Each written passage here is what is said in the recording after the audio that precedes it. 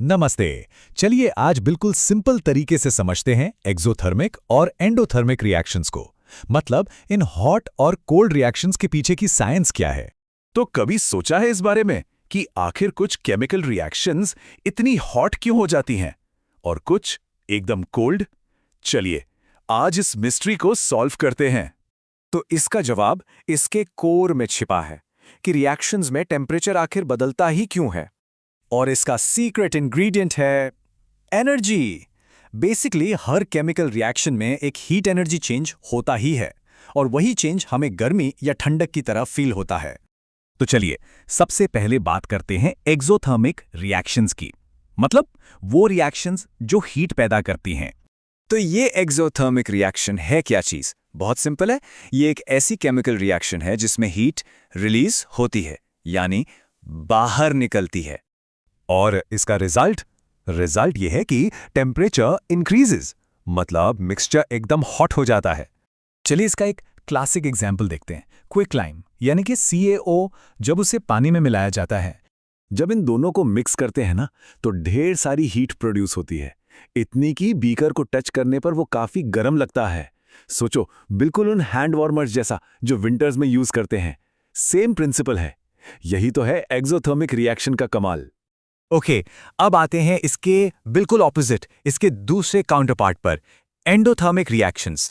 तो endothermic reaction वो है जिसमें हीट बाहर नहीं निकलती बल्कि एब्जॉर्ब होती है। इसका मतलब है कि रिएक्शन को होने के लिए वो अपने सराउंडिंग्स से, अपने आसपास से हीट खींचना शुरू कर देती है। तो इसका इफेक्ट क्या होगा? एग्जैक्टली, टेम्परेचर डिक्रीजेज, मिक्सचर बिल्कुल कोल्ड हो जाता है। इसका भी एक काफी कूल एग्जाम्पल है बेरियम हाइड्रोक्साइड और अमोनियम क्लोराइड का रिएक्शन। जब ये दोनों रिएक्ट करते हैं तो वो अपने सराउंडिंग्स से, मतलब उस टेस्ट ट्यूब से ही हीट को एब्जॉर्ब कर लेते हैं। और नतीजा, टेस्ट ट्यूब इतनी ठंडी हो जाती है कि वो हाथ पर चिपकने लगे। जैसे इंस्टेंट कोल्ड पैक्स होते हैं जो चोट लगने पर यूज करते हैं, वहां यही रिएक्शन काम करता है। तो चलिए एक साइड बाय साइड कंपैरिजन करते हैं, एक्सो वर्सेस एंडो। इनमें आखिर में डिफरेंस है क्या?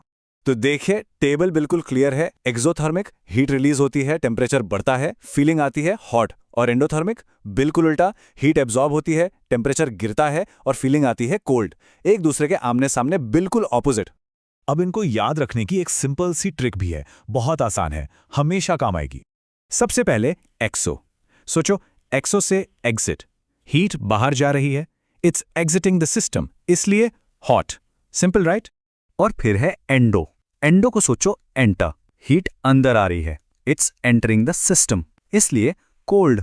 हो गया ना याद? तो द बिग पिक्चर क्या है? चलिए सबको एक बार आखिर में जल्दी से समराइज कर लेते हैं। तो टेकअवेज क्या है?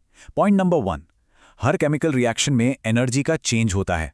पॉइंट नंबर 2, अगर हीट रिलीज हुई तो वो एक्सोथर्मिक है। पॉइंट नंबर 3, अगर हीट एब्जॉर्ब हुई तो वो एंडोथर्मिक है। सिंपल। इसी टेम्परेचर चेंज से रिएक्शन का टाइप पता चलता है। तो अब जब ये कॉन्सेप्ट क्लियर है तो एक सवाल है, हमारे आसपास इस वक्त हर पल ऐसे कौन से इनविजिबल एनर्जी चेंजेस हो रहे होंगे? सोचने वाली बात है ना।